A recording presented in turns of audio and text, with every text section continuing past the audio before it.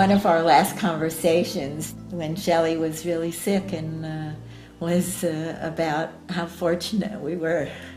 We have 39 grandchildren and 29 great-grandchildren, Thank God everybody's here. Many of them work in education. Shelley was born in Brooklyn, New York, to a middle-class family. His father emigrated as a young man to New York, and Shelley's mother was born in New York. His father worked as a plumber, and their name had been Chwat, but the person at the immigration Ellis Island changed it to Chwat. Shelley went to public school, and in junior high, his uncle offered to pay for Shelley's Jewish education. From his education, I think there he always said, "This is what caused me to want to go into education and change it."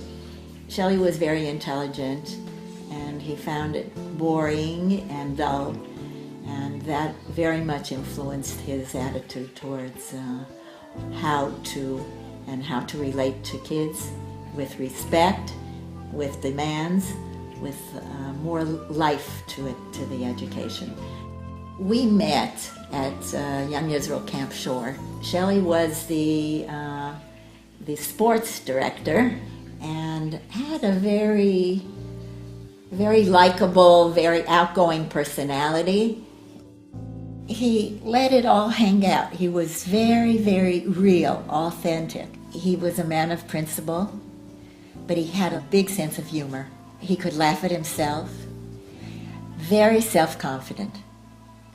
Very. I always felt that Shelley and I worked as a team. I typed out his dissertation, and in that way I was able to put in some of my feedback. Shelley's educational philosophy jived with mine as a mother. Shelley always came home for dinner, and we ate as a family, and I think that it was good. We were in Wichita, Kansas for 6 years, and then we went to Milwaukee. We were there for 3 years.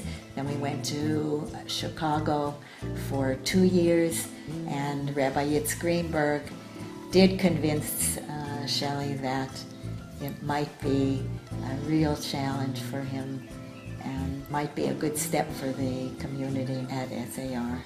Shelley was there at SAR for 14 years, and he had much satisfaction from it.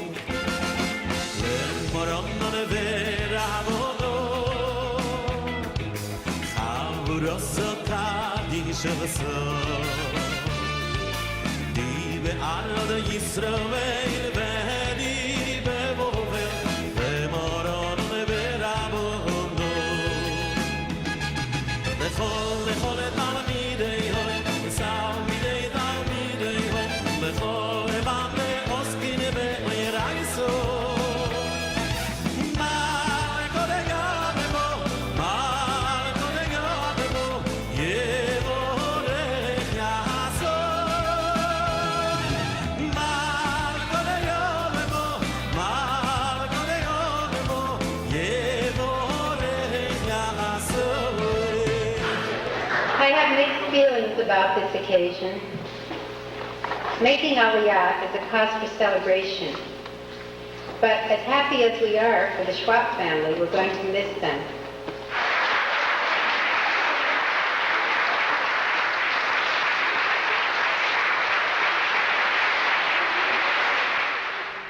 Every time we went back to the States to visit our families, we always stopped at SAR, and he always got a big heart full of satisfaction, I think, every time he visited.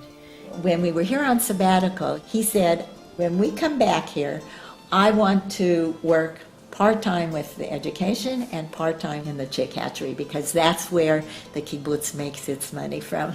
He began teaching in the school system.